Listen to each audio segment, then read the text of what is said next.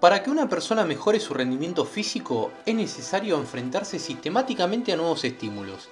Estos estímulos hacen referencia a la carga de entrenamiento. De esta forma vamos a generar nuevas adaptaciones funcionales y estructurales. Pero para entender cuántas veces debemos entrenar a la semana, tenemos que conocer las variables del entrenamiento, las cuales son el volumen, la intensidad, la densidad o recuperación, la selección de ejercicios y la frecuencia de entrenamiento. Manipular cualquiera de estas variables, incluso sin modificar a las demás, puede producir un efecto muy diferente al objetivo que estemos buscando. Por eso es muy importante conocer y saber manejar cada una de estas variables.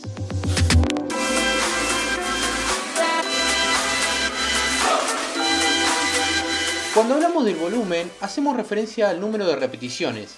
El número total de repeticiones va a depender del número de ejercicios, de las repeticiones por serie, de las series por sesión y de la frecuencia de los entrenamientos.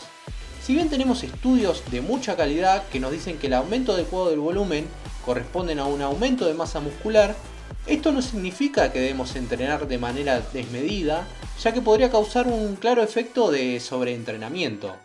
Pero entonces, ¿cómo podemos encontrar el volumen óptimo? Básicamente a través de la relación causa-efecto, es decir, a través de la experimentación. Esto no quiere decir que tenga que ir variando el volumen de entrenamiento dependiendo de cómo me levanté a la mañana, no.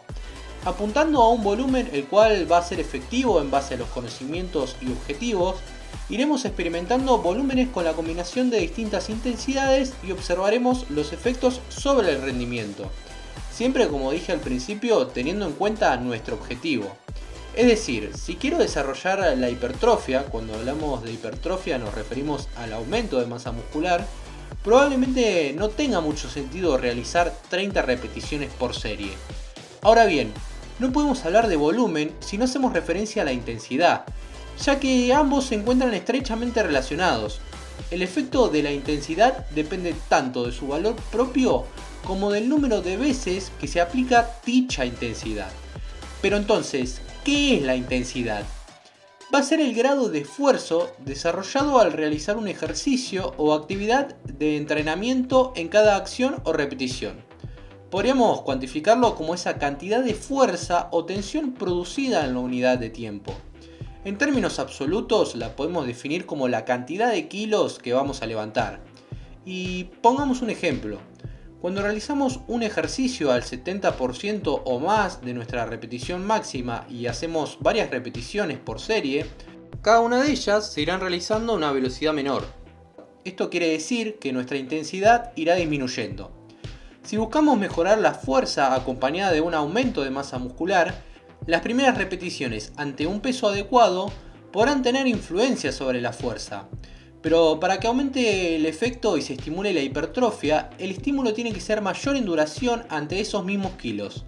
Y esto se conseguirá si se prolonga la serie hasta que la velocidad sea más baja.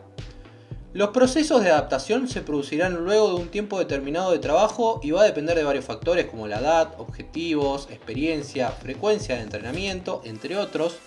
Por eso, y nuevamente, siempre es muy importante planificar en base al objetivo y no copiar, por ejemplo, la rutina de La Roca. Continuemos con la densidad. La misma hace referencia al tiempo de recuperación entre repeticiones y series. El tiempo de recuperación viene a completar la intensidad del entrenamiento, por lo que ambas están claramente relacionadas. La recuperación entre series va a tener influencia sobre los factores metabólicos y hormonales. Por ejemplo, recuperaciones cortas entre series de aproximadamente 1 minuto y en algunos casos menos parecen ser positivas sobre la hipertrofia por los efectos hormonales y estructurales que se van a generar en el organismo.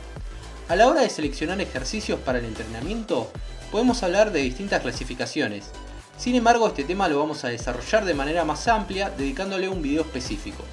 A grandes rasgos podemos clasificar los ejercicios en monoarticulares y multiarticulares. Los monoarticulares implican una sola articulación y reclutan una cantidad pequeña de masa muscular, como por ejemplo un curl de bíceps, mientras que los ejercicios multiarticulares son aquellos que implican a 2 o más articulaciones principales y que además involucran al menos un gran grupo muscular a la vez que activan músculos sinergistas, como por ejemplo una sentadilla. Según Kremer y Fleck, los ejercicios multiarticulares como la sentadilla, el peso muerto, press de banca, dominadas, entre otros, deben realizarse al inicio de la sesión, ya que tienen más influencia y transferencia sobre el rendimiento deportivo y conducen a un incremento de la fuerza global, además de demandar un grado de exigencia técnica superior a los monoarticulares. Y por último, la frecuencia de entrenamiento, que simplemente hace referencia a los días que voy a entrenar en la semana. La frecuencia óptima de entrenamiento dependerá de todos los factores que venimos explicando. Entonces, ¿cuántas veces debo entrenar por semana? Me imagino que después de escuchar todo lo anterior, sabes que la respuesta que te voy a dar va a ser depende. Y sí, caer en respuestas extremadamente reduccionistas en el entrenamiento es un grave error, ya que no es lo mismo las veces que necesitará un atleta con años de experiencia entrenando que una persona a la cual está arrancando en el gimnasio y viene por ejemplo de una lesión, la cual va a ser muy importante tener en cuenta. Una misma carga para un sujeto puede ser óptima, mientras que para otro puede ser realmente contraproducente. Por eso el copiar y pegar rutinas no es algo que realmente sea recomendable. Para concluir, pongamos un ejemplo muy general. Para una persona que recién comienza en el entrenamiento y tiene como objetivo la hipertrofia, una frecuencia óptima sería 2 a 3 días no consecutivos a la semana, y pensar en una sesión full body, es decir, cuerpo completo, realizando un ejercicio por patrón de movimiento. ¿Y cómo sería esto? Un ejercicio de cadera dominante como el peso muerto, un ejercicio de empuje como las flexiones de brazo, un ejercicio de rodilla dominante como por ejemplo las sentadillas, un ejercicio de tracción, podría ser remo con barra, y un ejercicio de antiextensión como el hollow, realizando entre 6, 8 a 15 repeticiones, intentando dejar de 2 a 3 repeticiones en recámara o reserva. Lo podemos organizar en un circuito de entre 2 a 4 series y como vimos en la parte de densidad, nos vamos a manejar con un descanso de 1 minuto aproximadamente. Después, a medida que se vaya progresando en el tiempo, habrá que ir ajustando junto con las variables del entrenamiento que vimos anteriormente. Por último, recordar, como ya hemos visto en otros videos, que tanto el descanso como la alimentación son pilares fundamentales del entrenamiento. Nunca se deben pasar por alto y en lo posible, al igual que en el entrenamiento, estos temas hay que tratarlos con gente que tenga los saberes o conocimientos adecuados. Gracias por quedarse a mirar y animarse a aprender juntos. Les dejo un video con toda la evidencia científica sobre la creatina y otro poniendo en jaque a las elongaciones una vez que terminamos de entrenar. Nos vemos en el próximo contenido.